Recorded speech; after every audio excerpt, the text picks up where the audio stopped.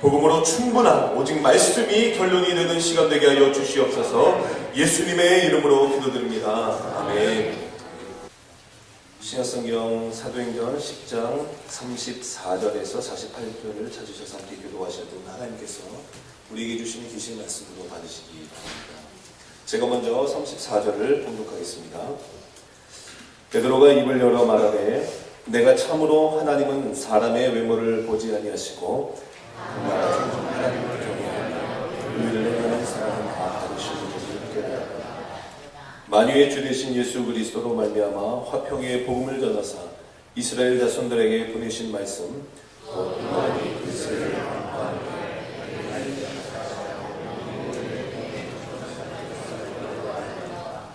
하나님이 나사렛 예수에게 성령과 능력을 기름 붓듯 하셨으며 그가 두루다니시며 선한 일을 행하시고 마귀에게 눌린 모든 사람을 고치셨으니 이는 하나님이 함께 하셨습니다. 우리는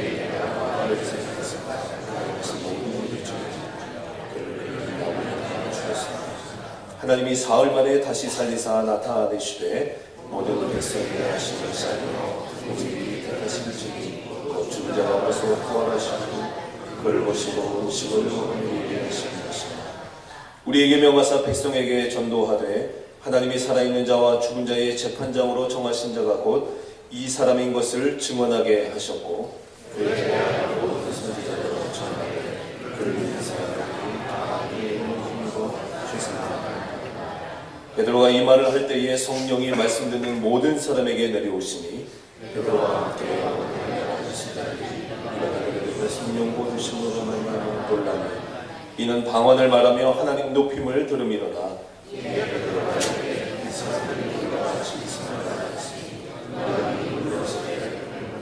함께 있습니다. 명하여 예수 그리스도의 이름으로 세례를 베풀라 합니다. 그들이 베드로에게 며칠 더 머물기를 청합니다. 아멘. 성령과 능력을 기름 붓듯 하셨음에 라는 제목으로 박승기 담임 목사님 하나님의 말씀 선포하시겠습니다. 할렐루야. 성령과 능력이 기름 붓듯 임하는 귀한 아침이 되시길 주님의 이름으로 간절히 소원합니다. 특별히 이 성령의 역사가 나타날 때마다 계속해서 우리에게 전해지고 있는 내용이 하나가 있습니다. 그것은 뭐냐면 성령의 중요한 특징입니다. 성령의 중요한 특징이 무엇이냐면 성령은 바람처럼 임한다는 것이죠. 그 의미는 성령이 임할 때는 반드시 표시가 난다는 겁니다. 그리고 그 바람이라는 소용돌이를 통해서 어떠한 어려움과 난관도 극복해낼 수 있는 모습이 바로 성령의 모습입니다. 또 그럼에도 불구하고 이 성령의 모습은 바람은 보이지가 않죠. 그러니까 보이지 않기 때문에 의심할 수 있지만 그럼에도 불구하고 바람이 한번 불면 모든 것들을 다 통째로 날려버리기도 하고요. 또 우리 통째로 다 뽑아버리기도 하고 그렇듯이 성령의 역사는 그렇게 나타난다는 겁니다. 또 하나의 성령의 특징 중에 하나는 불처럼 임하였다고 그랬는데 그것은 무엇이냐면 성령이 임하면 깨끗하게 클린업되고 또 그리고 모든 어둠의 세력들이 불타오르는 것을 알 수 있습니다. 그렇기 때문에 성령이 임한 것에는 늘 정결함 또 성결함 이런 역사가 나타나고 그렇기 때문에 성령이 충만한 사람이 하나님의 영광과 능력과 권능을 보게 되는 것입니다. 왜냐하면 그만큼 성령이 가까우면 가까워질수록 그의 영혼과 심령이 깨끗해지기 때문에 그렇습니다. 또 하나 이 성령의 특징 중에 하나가 뭐냐면 물처럼 임한다는 겁니다. 물의 특징은 무엇입니까? 막아있는 모든 것들을 다 극복하고 나아가는 것이 물의 역사입니다. 우리가 아무리 물을 댐으로 가두려고 해도 댐의 수문을 열 때가 있습니다. 그것은 언제입니까? 그것은 그 물이 도저히 흘러서 이제 도저히 감당할 수 없을 때 댐의 수문을 열죠. 안 열으면 어떻게 됩니까? 그 물은 그냥 넘어서 흘러가는 겁니다. 구덩이가 있으면 메워서 가고요. 오늘도 복음의 역사가 어떻게 일어납니까? 오직 성령이 너에게 임하시면 너희가 권능을 받고 이 두나미에서는 다이나믹한 그런 파워를 나타내는데 그런 역사를 통해서 이 복음의 역사가 계속해서 올라갑니다. 처음에는 예루살렘에서 온 유대에서 사마리아와 땅끝을 향해 나아가는데 이 땅끝의 가장 중요한 포인트 중 하나는 그 당시에는 유대인들과 이방인의 경계점이 땅끝이 되었을 것입니다. 오늘 이 본문의 말씀은 이제 유대인이 머물렀던 이 복음이 이방인으로 넘어가는 대단히 중요한 본문인데요. 그때 바로 하나님께서 두 사람에게 동시에 환상과 계시를 보여주는데 먼저는 고넬료에게 환상과 계시를 보여줘서 베드로를 청하나게 하고, 또 그리고 베드로에게는 환상과 계시를 보여줘가지고 못 먹는 거, 또 그리고 그동안에 이 하나님께서 금지했던 이런 음식들을 하나님께서 먹으라 하는 그런 일들이 나타나게 됩니다. 그러면서 베드로가 환상 가운데 그 짐승들을 보고 나는 이것들을 먹어본 일이 없습니다 라고 말하자 주님께서 이렇게 말씀합니다. 내가 깨끗하다 하는데 왜 내가 더럽다고 하느냐. 이 문제를 가지고 베드로가 이 환상 가운데서 하나님과 씨름하고 있을 때 고넬료가 보냈던 사람들이 왔고, 그래서 결국 누구를 만나게 되냐면 고넬료를 만나는 장면입니다. 오늘 본문은 그 고넬료를 만났습니다. 그러자 베드로가 묻습니다. 고넬료에게 무슨 일로 나를 불렀느냐 이렇게 물어봅니다. 그러니까 이제 베드로가 그런 것들을 물어보자 고넬료가 이제 대답을 해야 될 차례인데요. 고넬료가 불렀던 이유를 설명하지 않고 이렇게 얘기합니다. 내가 제 9시쯤에 오후 3시쯤에 기도실에서 기도하고 있었는데 하나님께서 내가 환상과 계시를 보여주시면서 내가 너의 하는 일을 다 안다. 네가 구제를 했고 하나님을 온전히 섬겼던 모든 일을 내가 다 알게 되었다는 겁니다. 그런데 이제 내가 사람을 좀 청하여라. 그래서 그 사람이 누구냐? 요바에 있는 베드로라. 베드로를 청하면 베드로가 너에게 무엇인가를 얘기해 주실 것이라. 그러니까 사실은 베드로는 여기에 왔는데 무슨 일로 고넬료가 나를 불렀을까? 나를 부른 이유를 얘기하라 그러는데 고넬료도 사실은 하나님이 부르라고 해서 부른 거지 저도 무슨 일 때문에 그런 건 아닙니다. 그러면서 하는 얘기가 뭐예요? 하나님이 당신을 통해서 나에게 말을 할 겁니다. 거꾸로. 우리가 여기서 이 메시지를 통해서 한 가지 배울 수 있는 것은 뭐냐면요. 고넬료도 하나님의 뜻이 무엇인지 몰랐어요. 베드로도 거기까지 도착했어도 하나님의 환상과 계시를 똑같이 보았지만 하나님이 무엇을 말씀하려고 하는지 정확히 모른 채 두 사람이 만났다는 것입니다. 우리가 여기서 한 가지 알 수 있는 것은 우리의 인생이 모든 것들을 다 알고 가는 것이 아니라는 겁니다. 하나님의 환상과 계시가 임하여서 그 걸음을 걸어가도 우리 인생 속에서 우리가 가는 길을 다 뻔히 알고 가는 건 아닙니다. 여러분 생각해 보세요. 모세가 이스라엘 모든 백성들을 이끌고 하나님께서 내가 내게 지시할 땅으로 가라고 명령했습니다. 그리고 그 지시할 땅을 향해서 나아갔는데 어떻게 가라는지 어디로 가라는지 없습니다. 불기둥과 구름 기둥으로 인도하는 겁니다. 그런데 가보니까 어디 있어요? 가보니까 홍해바다.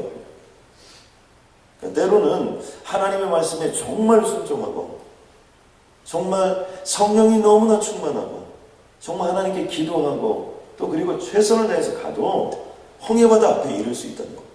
막다른 골목길. 도저히 내 인생 속에서 어떻게 이런 일이 일어나냐? 불만과 불평이 터져 나올 수밖에 없고 소리치면서 내 인생이 이래서는 안 되지 라고 고백할 만큼 정말 하나님은 살아계신 거야 라고 할 만한 그런 상황들 가운데 있을 수 있다는 겁니다. 그런데 어떻게 합니까? 결국엔 하나님이 가장 빠른 길로 인도해 주시는 거죠. 모세가 그 길을 다 갔습니다. 언제까지 갔냐면 120이 될 때까지 그 길을 다 갔는데 모세는 정작 어떻게 됩니까? 약속의 땅 가나안을 못 들어가는 거예요. 우리들이 한번 생각해 보세요. 정말 하나님의 말씀을 쫓아서 내가 여기까지 왔으면 그 약속의 땅 가나안 약속의 주권 지난 40년 동안 그 땅에 들어가고자 죽자 살자 그 백성을 데리고 여기까지 왔는데 만약 처음부터 너는 약속의 땅 가나안에 못 들어갈 거야. 그러니까 거기까지만 인도하는 거야. 이렇게 알려줬더라면 아마 모세는 안 갔을지도 모릅니다. 안 그래도 안 가려고 그럽니다. 이 인생을 다 몰라요. 그러나 어떻게 되는 겁니까? 왜 모세가 한마디 불평함도 없이 바로 그 땅을 보지 못하고 하나님의 부름을 받고 갈 수 있었습니까? 그것은 이미 40년 전에 떨기나무 불꽃 가운데서 하나님을 보았고 그 하나님의 영광을 보았기 때문에 그 약속의 땅 적각거리는 그 흐르는 가나안 땅 보나 안 보나 그것으로 하나님의 영광을 비교할 수 없기 때문입니다. 근데 중요한 사실 중에 하나는 뭐예요? 인생이란 다 알고 가는 것이 아니라 저는 그러므로 우리들이 우리 삶을 살고 인생을 살면서 여러 가지 과정들을 마치고 여러 가지 삶을 살아갑니다. 그런데 우리들이 모든 것들을 잘 모른다 해도 또 그리고 정말 이것이 하나님께 부름을 받고 가는 길인데 어떤 막히는 것이 있고 힘든 것들이 있다 할지라도 그것이 우리 인생을 어렵고 하고 힘들게 하는 것이 아니라 바로 그것이 가장 빠른 지름길을 우리에게 허락하여 주신다는 겁니다. 여러분 아멘입니까? 이제 내가 왜 날 초청했냐? 여기 날 왜 오라고 했냐? 그런데 당신의 입을 통해서 말할 것이다. 그러니까 드디어 이제 그동안 하나님께서 환상과 계시로 보여주었던 그 모습이 풀려지기 시작합니다. 그러면서 베드로가 내가 이것을 깨달았다 하는 내용이 오늘 본문 가운데 나타나는데 몇 가지를 깨닫습니다. 제일 첫 번째가 뭐냐면 하나님은 사람을 외모로 보지 않으신다는 겁니다. 베드로가 입을 열어가는데 내가 참으로 하나님의 사람의 외모를 취하지 아니하시고, 하나님 참으로라는 말은 뭐예요? 내가 그동안 하나님은 사람을 외모로 취하지 아니하신다는 거 내가 그거 알고 있었고 말하고 그렇게 살았는데 진짜 이번에 와서 보니까 하나님은 사람을 외모로 취하지 아니하신다는 것을 깨달았대. 여기서 외모라는 의미는 무엇입니까? 단순히 우리 밖에 잘생기고 못생기고 이런 의미도 있습니다. 그러나 여러분, 원판불변의 법칙을 잊지 마십시오. 아무리 뜯어고치고 아무리 발라도 우리는 원판불변의 법칙입니다. 그러니까 우리의 모습은 하나님이 이 땅을 살아갈 때에 가장 좋은 모습으로 창조하여 주신 줄로 믿습니다. 나이가 먹어가면서 우리 무슨 생각을 합니까? 내가 전에는 안 그랬는데 이런 생각을 자꾸 하기 시작해요. 그래서 옛날 사진을 보여주는데 도저히 옛날에 이런 분이라고 믿어지지 않을 만큼 가끔 이렇게 제가 이렇게 신방을 가보면 깜짝 놀랄 때가 언제냐면, 저희 어렸을 때도 그랬는데 안경이 굉장히 컸습니다. 그리고 이렇게 장발이 그때는 참 이렇게 흠모하는 대상이었어요. 왜냐하면 다 자르고 그랬기 때문에. 그런데 이렇게 가끔 가다 보면 장발에 잠자리 안경 크게 쓰고 정말 호쪽해가지고 지금의 모습과는 전혀 비교할 수 없는 이런 모습들을 우리가 보는 거죠. 그러나 여러분, 하나님의 창조는 그 아름다웠던 모습만을 창조한 게 아니라 원판불변의 법칙은 뭐냐면, 내가 지금 나이가 들어가고 노력해도 배가 나오고 최선을 다해도 여러분 나이들이 이렇게 들어가는 모습들이 나타나고, 그런데 이 모습조차도 하나님이 우리에게 허락하신 가장 좋은 모습인 줄로 믿습니다. 어떤 분이 이런 기도를 주님께 올려드렸다는 거예요. 주님, 정말 내가 좀 잘생겨야 비즈니스를 잘할 수 있는데 하나님 왜 이렇게 내 얼굴이 자꾸 늙어가고 그냥 거울을 보기 싫고 때로는 거울을 깨고 싶을 만큼 이렇게 내 모습이 이렇게 추억가, 이런 기도를 하나님께 올려드렸더니 하나님이 그러더래요. 네가 잘못 생각한 거다. 하나님께서 말씀해 주시는 거냐면, 지금 네 모습이 비즈니스 하기에 가장 좋은 얼굴인데 네가 지금 그걸 한탄하고 있기 때문에 비즈니스가 안 된다는 거예요. 정말 그 기도 중에 그런 걸 깨닫고 그분이 그때부터 내 얼굴이 비즈니스 하기에 가장 좋은 얼굴이구나. 그리고 성경을 봤더니 성경에 그렇게 써 있다는 거예요. 하나님은 사람을 외모로 보지 않으신다는 거예요. 그래서 그때부터 그분이 그 얼굴을 가지고 거울을 보고 활짝활짝 웃는 연습을 하고 어디를 가도 자신감을 가지고 가고 무슨 일을 해도 내 얼굴은 비즈니스가 가장 잘 되는 얼굴이다 이렇게 생각하고 그냥 트레이드마크로 자기 얼굴을 내밀었더니 정말 하나님께서 그렇게 역사해 주셨다는 겁니다. 여러분 아멘입니까? 그 참으로 베드로가 깨달았다는 거예요. 그런데 여기 참으로 베드로가 깨달은 건 얼굴이 그렇다는 게 아니고요. 혈통, 전통, 문화, 재산 이런 걸 얘기하는 거예요. 즉 보넬료는 누구예요? 이방인이에요. 그러니까 하나님께서 이방인임에도 불구하고 하나님께서 거룩하다 하면 거룩하다는 거예요. 그러니까 이 복음이 이방인에게 전해진다는 겁니다. 그동안 이방인을 보기를 뭘로 봤습니까? 이방인을 보기를 개로 보고, 이방인을 보기를 도저히 상종할 수 없는 인간으로 보고, 이방인을 보기를 복음이 어디 있어요? 이 사람 복음이 있을 수가 없는 거예요. 이 사람의 복음이 전해지는 것은 있을 수가 없는 일이에요. 그러나 하나님은 외모로 보시지 않는구나. 이 사람에게 복음이 전해지는 걸 원하는 거예요. 그리고 지위가 높고 그런 거 아무 상관이 없다는 거예요. 로마의 백부장이고 아무 상관없다는 거예요. 그 사람이 재산을 많이 가지고 아무 상관없다는 거예요. 거꾸로 얘기하면 뭡니까? 재산이 없고 정말 성질 더럽고 인간성 더럽고 살인자고 이 세상에 버려진다 아무 상관이 없다는 거예요. 그 사람이 누구든지 하나님은 외모로 보지 않으시고 그 사람을 하나님의 자녀로 보시는 거예요. 아멘입니까? 그러므로 우리는 사람을 볼 때 어떤 눈으로 시야를 어떤 시야로 봐야 돼요? 그 사람 속에 하나님의 형상이 있음을 믿어야 돼요. 그리고 내 안에도 하나님의 형상이 있음을 믿어야 돼요. 그러므로 나는 언제든지 하나님 앞에 성령 충만하면 회복될 수 있음을 믿으시기 바랍니다. 자, 그렇다면 하나님이 보시는 것은 무엇을 봅니까? 두 가지를 보는데, 하나는 하나님을 경외하는 걸 본다고. 하나님을 경외하는 건 뭐예요? 하나님을 믿고 온전히 따르는 거죠. 또 한 가지는 뭐예요? 의를 행하는 사람은 하나님이 받으시는 줄을 깨닫게 됐다는 거예요. 의를 행하는 사람이 뭡니까? 하나님의 말씀을 따르는 사람, 하나님의 말씀에 순종하는 사람.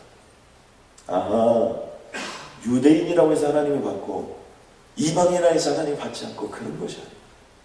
인간성 좋다고 하나님이 받아주시고 인간성 나쁘다고 안 받아주시고 이런 하나님이 아니라 정말 하나님을 믿고 따르는 자, 그리고 그 하나님의 말씀을 따라 순종하며 걸음을 걸어가는 자, 바로 이 자를 하나님께서는 원하신다는 사실을 베드로가 깨닫게 되었다.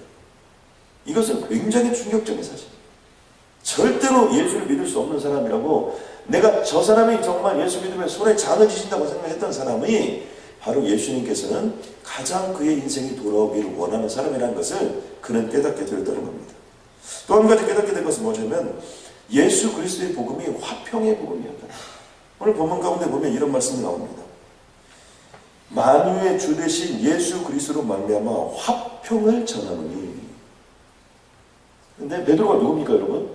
베드로가 예수님의 제자 아닙니까? 그러니까 예수님을 3년 동안이나 함께 갔고 수제자라고 해서 온갖 산전수전, 공중전, 수중전 다 겪고 예수님을 알았고 예수님을 깨달았던 사람인데, 왜 베드로가 예수님께서 십자가에 못 박혀 죽으시고 또 그러려고 할 때, 또 내 발을 씻기고 이럴 때 무슨 생각을 했습니까? 아, 주님, 내 발을 씻기시면 안 됩니다. 내가 주님의 발을 씻길지언정 주님은 내 발을 씻으면 안 되십니다. 그런데 이런 모든 행동들이 무엇인지 몰랐다는 거예요, 그때. 그런데 오늘 보니까 무엇인 것을 깨달았습니까? 아하, 바로 나를 하나님과 연결시키는 화평의 도구였구나. 그리고 그때 내 발을 씻었던 것은 나의 죄악을 씻고 하나님과 나를 하나로 만들어주는 그런 통로였구나.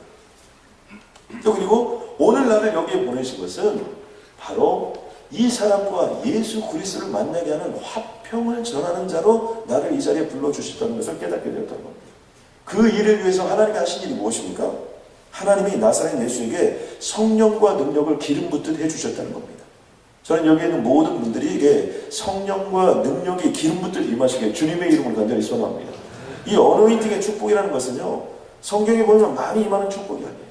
그럼에도 불구하고 기름 붓듯 임하셨다는 건 뭐예요? 폭포수와 같이 예수님에게 임하였다는 거예요. 무엇을 감당하고자 할 때? 화평의 복음을 전하는 일을 감당하고자. 우리들도 마찬가지입니다. 우리들도 예수 믿지 않은 자를 예수 믿게 하고, 서로 관계가 어려운 사람들을 관계를 회복시켜주고, 정말 마음이 상한 자를 위로하고 그를 격려하며 그를 회복시키고 그를 칭찬해서 하나님의 정말 영광의 제자로 키워내는 일들, 이런 것들을 감당하는 자에게는 어떤 역사가 임하는 겁니까? 성령과 능력이 기름 붓듯 임하는 겁니다. 이 시대도 똑같은 줄로 믿으시기 바랍니다. 바로 그런 일을 하나님이 허락해 주셨기 때문에 저가 돌아다니시며 착한 일을 행하시고 마귀에게 눌린 모든 자를 고치셨다. 예수님의 기적과 같은 역사, 그 능력, 그 권능, 거기에 어떤 것이 나타난가요? 화평의 복음, 그 복음을 전하는 일에 대해서 그것을 사명을 감당했을 때 그런 일이 나타났다는 거예요. 그러므로 이제 베드로도 어떤 삶을 살겠다는 겁니까? 내가 이 화평의 복음을 전하는 일에 증인의 삶을 살겠다는 거예요. 내가 그것으로 여기 왔다는 것을 깨닫고 알게 되었다는 거예요. 아, 내가 이건 더러운 것이다. 내가 이것은 속된 것이다. 이 인간하고는 상종하지 말아야 되지. 이 사람에게 절대 복음이 전해질 수 없어. 이런 사람도 예수 믿을 수 있어. 이렇게 생각했던 사람. 예수 믿는 사람이 뭐 그래? 인격이 왜 그래? 목사님이 왜 그래? 장로님이 왜 그래? 권사님이 왜 그래? 이런 것들로 내 자신이 수없이 많은 것들을 판단했던 모든 거, 아, 그게 아니구나. 바로 내가 정말 주님께서 맡긴 담을 허시고 하나님의 역사를 이뤘던 것처럼 이제 내가 화평을 전하는 자가 되어야 되는구나. 피스메이커의 삶을 살아야 되는구나. 이걸 깨달았다는 겁니다. 우리는 유대인의 땅과 예루살렘에서 그의 행하신 모든 일의 증인이라. 아, 내가 이제 증인이구나. 무엇을 세 번째 깨닫는 겁니까? 증인의 삶을 깨닫는. 그러면서 그는 이렇게 고백합니다. 우리를 명하사 백성에게 전도하되 하나님이 산 자와 죽은 자의 재판장으로 정하신 자가 곧 이 사람인 것을 증거하게 하는 것, 바로 그것이 우리들이 해야 될 일이라는 겁니다. 제자의 자격이 있습니다. 우리가 사역반에 가면 제자의 자격을 배우는데요, 제자의 자격은 세 가지입니다. 첫 번째는 전적 위탁입니다. 그러니까 내 자신의 삶을 100%가 아니라 101%, 101% 하나님께 드린 자가 바로 여러분 제자의 삶을 사는 겁니다. 이것을 보통 설명을 할 때 오카노 목사는 이렇게 설명합니다. 절벽에서 주님께서 뛰어내리라 이렇게 얘기할 때도 어떻게 돼요? 뛰어내릴 수 있는 믿음. 완전히 맡긴 믿음이에요. 이 토탈 커미트먼트라고 하는데 전적으로 하나님께 위탁된 자. 여러분 예수 그리스도가 여러분의 구주 되심을 믿습니까? 성령 하나님께서 이 자리에 여러분과 함께 하심을 믿습니까? 그렇다면 무슨 일을 만나도 언제나 나를 위한 보호막의 그물이 쳐져 있는 것이고, 설사 죽어도 어떻게 돼요? 설사 죽어도 다시 살려주실 것임을 믿는 것이 믿음인 줄로 믿으시기 바랍니다. 내 자식이 가장 잘못된 길을 걸어간다 하더라도 그 길은 하나님의 섭리가 있고 역사가 있으며 반드시 하나님을 회복시켜 줄 것을 믿는 그런 믿음, 이 전적으로 위탁된 믿음, 바로 그것이 제자의 자격이고요. 또 하나는 증인의 삶입니다. 말할 필요가 없어요. 복음을 전하지 않는 자는 제사장이에요. 세 번째 하나는 뭐냐면 종입니다. 종의 모습은 뭡니까? 죽도록 다른 사람을 섬기는 것이 아니라 죽어서 섬기는 겁니다. 언제나 하나님께 드려지는 인생. 그러니까 지금 베드로는 뭐예요? 내가 지금까지 무엇을 생각하고 무엇을 판단하고 무엇을 말했든지 그런 건 아무것도 중요하지 않다는 것을 그는 알게 되었습니다. 왜요? 내 생각이나 내 판단이 중요한 것이 아니라 하나님의 말씀이 중요하고 하나님이 하라는 것을 하는 것이 증인이구나, 이것을 본인 스스로 깨닫게 됩니다. 그러면서 어떻게 합니까? 그 성령의 역사를 통해서 그 스데반의 지금 역사를 통해서 유구하게 흘러왔던 그 고넬료까지 이르는 그 과정 속에서 이 고넬료의 가정 속에 드디어 뭐를 전하는 겁니까?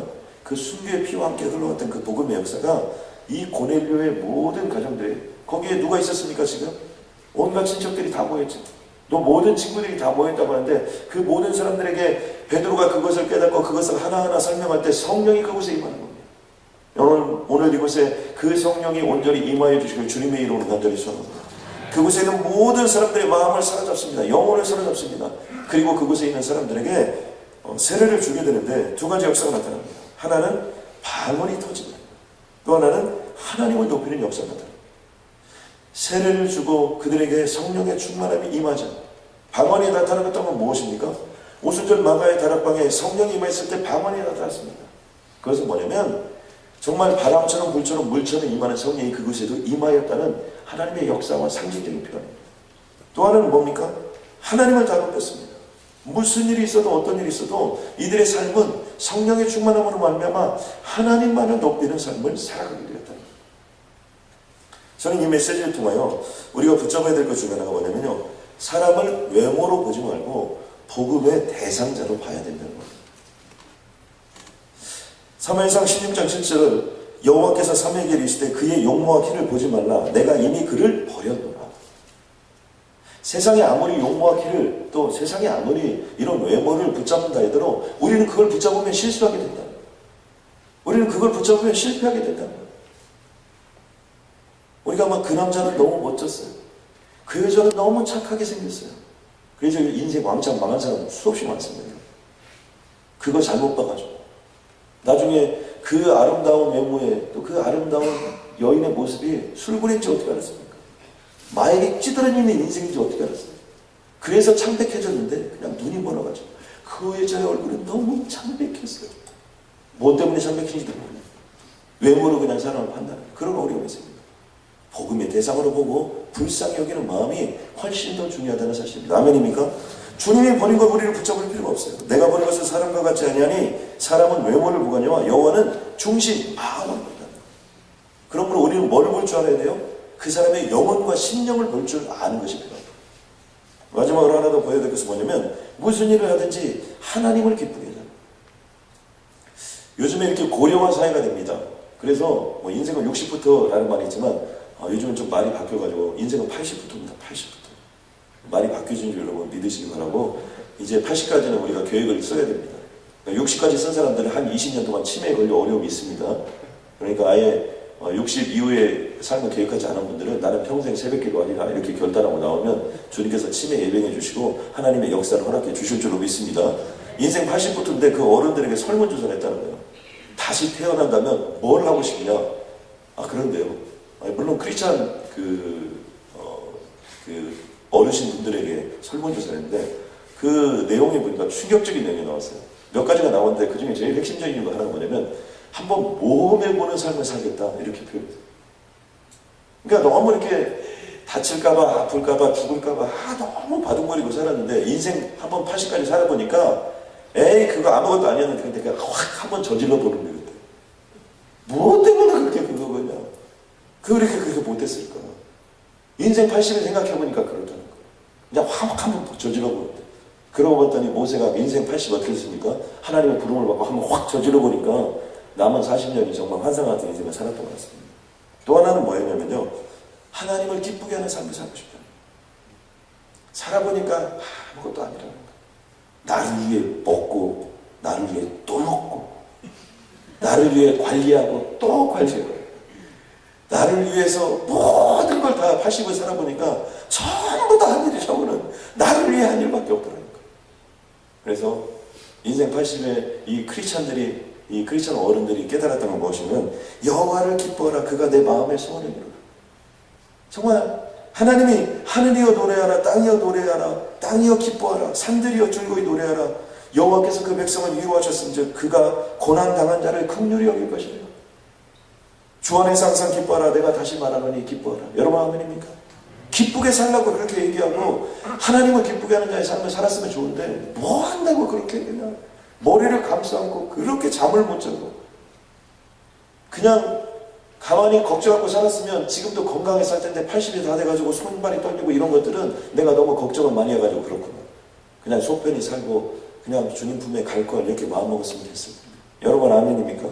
오늘부터 속 편히 사시기 바랍니다. 아멘입니까? 활짝 기쁘게 사시길 주님의 이름 간절히 소원합니다. 여기가 천국이려니 하고 여러분 사시면 그곳에서 역사가 있습니다. 아멘입니까? 두 가지 명심해야 됩니다. 누구를 보든지 외모를 보지 말고 오늘부터 여러분도 이렇게 생각하세요. 나는 복음 전하기에 가장 좋은 얼굴이다. 아멘입니까? 나는 성공하기에 확실한 얼굴이다. 아멘입니까? 두 사람이 아멘 안 했어요. 그러니까 안 되는 거예요. 여러분 내 얼굴은 이 세상을 살아가기에 가장 확실한 얼굴이다. 아멘입니까? 성공하기에 가장 확실한 얼굴이다. 아멘입니까? 역사를 이루기 위해 주님이 지금도 창조하고 계신 얼굴이다. 아멘입니까? 그래서 여러분 그런 마음을 담대하게 품고 어디를 가나 어디를 앞서야 돼요? 얼굴을 앞서야 돼요. 확실한 자신감을 가지고 가면 역사가 임할 줄로 믿습니다. 그리고 그런 마음으로 얼굴을 내밀면요 마음이 기뻐져요. 영혼이 기뻐져요. 배가 나온 것도 옆구리에 살이 붙은 것도 남들은 모르지만 허벅지에 다리 붙은 것도 그것도 다 주님이 필요해서 붙여주신 줄로 믿고 기쁘게 감당하고 나아가면 되는 겁니다. 아멘입니까? 밥 먹을 때 맛있게 먹고 그리고 운동하면 되는 거예요. 꼭 밥 먹을 때 여러분 운동해야 되는데 안 먹어야 되는데 여러분 인생이 어려워지는 거예요. 일단 먹고 여러분 아멘입니까? 오늘부터 밥을 먹어도 새끼를 다 먹어도 맛있게 기쁘게 먹으세요. 아멘입니까? 그리고 기쁨으로 도전하고 도전하면 하나님이 우리 인생을 가장 존귀한 인생을 채워주실 줄로 믿습니다. 이게 바로요 여러분 성령과 능력이 기름 붓듯 임하는 인생의 모습.